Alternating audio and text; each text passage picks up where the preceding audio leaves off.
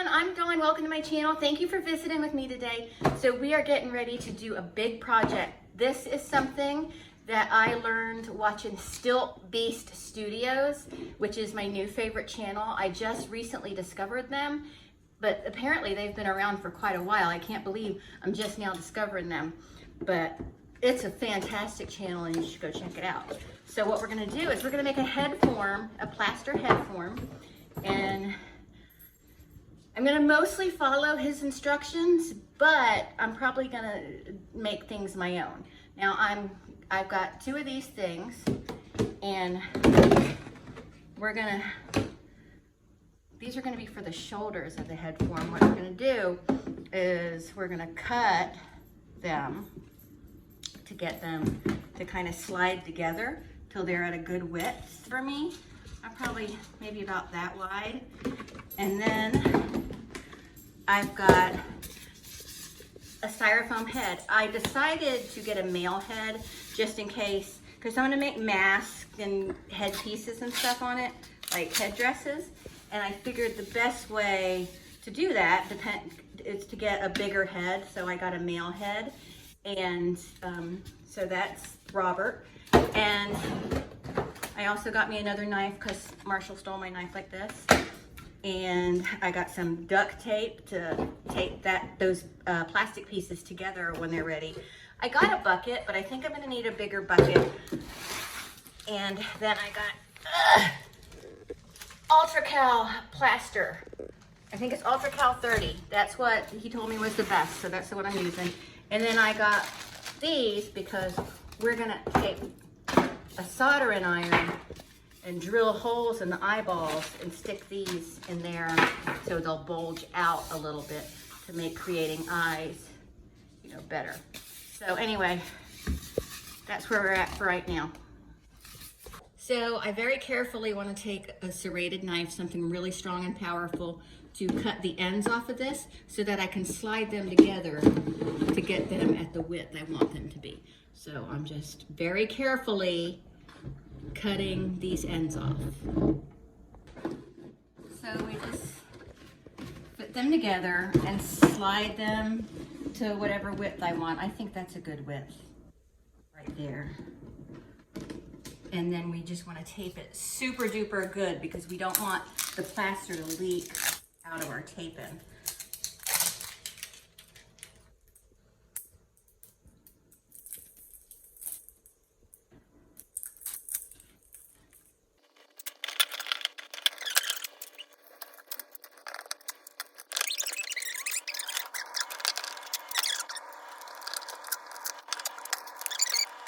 We're gonna have to jab his eyes out. We're just gonna tell me what the plans are or you lose an eye. We're gonna cut his eyes out and then we're gonna melt the hole. We're getting ready to mix our plaster in this bucket. Eric's gonna pour some of it in here.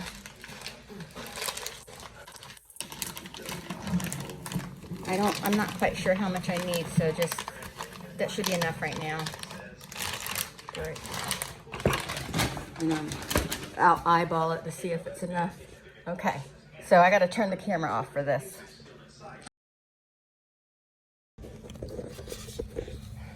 Okay, so I got me a little soldering tool, and according to Stilt Beast, we want to cut like grooves into the styrofoam head, just to give the plaster something to kind of grab hold of. And we also have to burn some eye holes out so I can squeeze these in there. So that's what I'm doing right now. It shouldn't take too long. The cool thing about new projects is sometimes I get new toys. Okay. And there he is. I got these are just doll heads. I've got those in there. So he's pretty much ready to go, I think.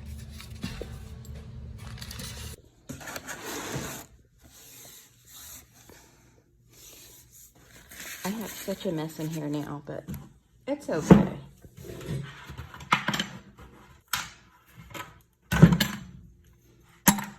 this plaster now.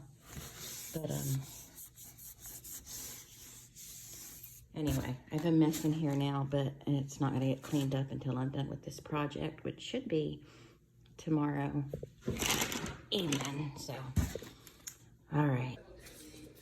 I gotta put gloves on.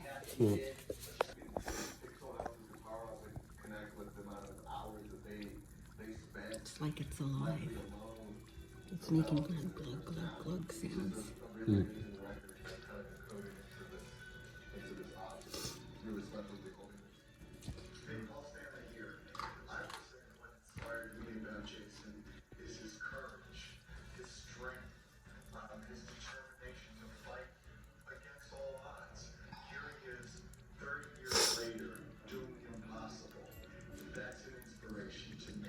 Okay, so I'm gonna start mixing it with my hand, and I might need you to pour some more of that for me or get me some more water, but I won't know until I start mixing it.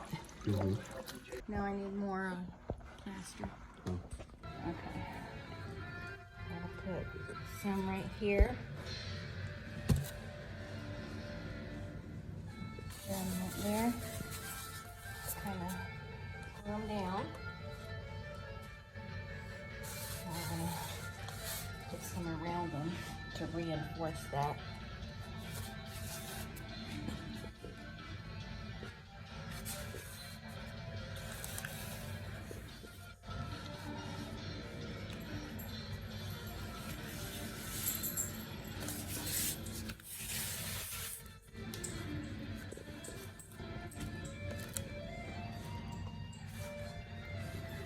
Now we're just going to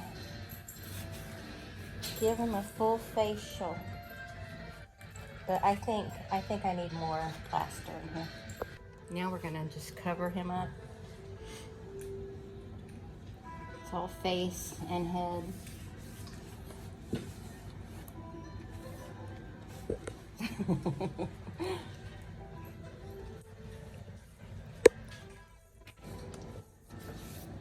And we'll show you what it looks like when he's done.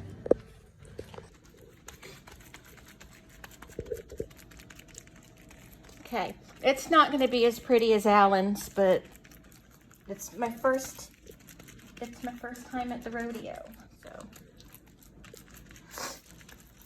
it's still going to be usable because I'll be using it to make really weird, distorted things. So, Marshall, what I want you to do after you finish filming is go around here and just look for holes. Okay. Okay. Well, it's still.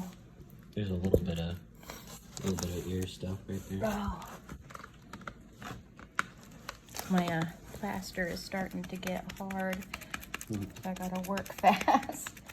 Here's a little bumpy in the back.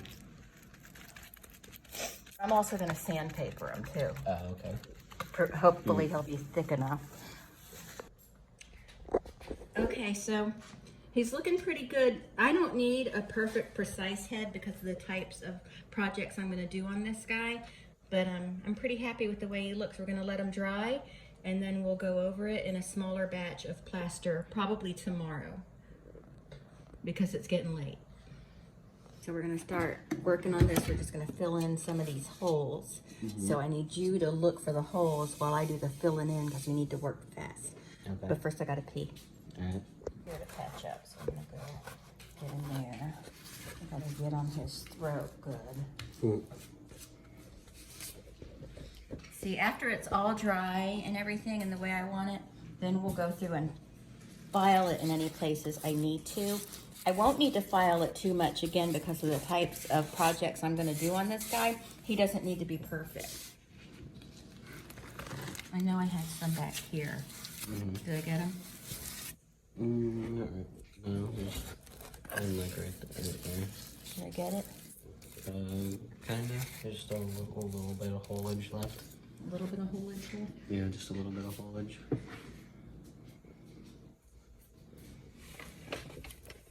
There you go. There's a tiny one on the neck back here, I think.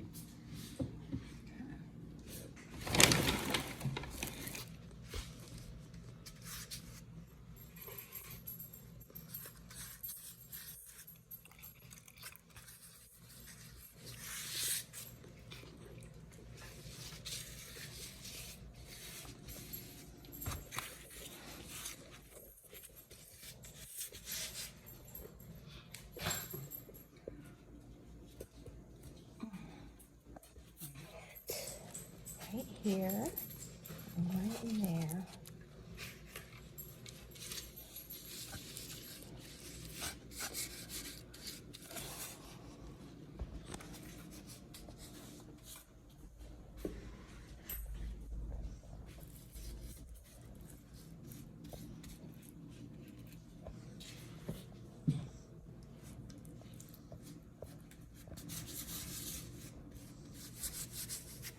Okay, so now I'm just gonna kind of go over with wet gloves and with a little bit of wet plaster and just smooth it out as much as I can.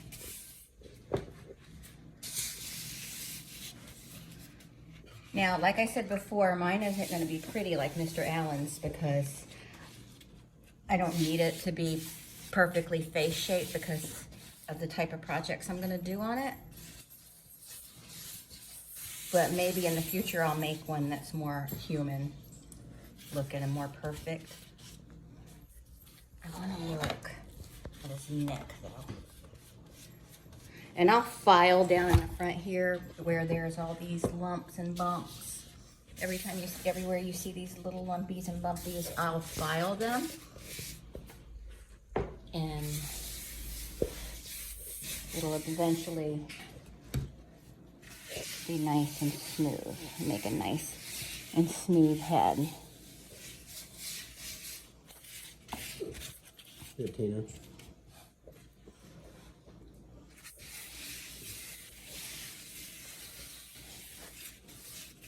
Okay.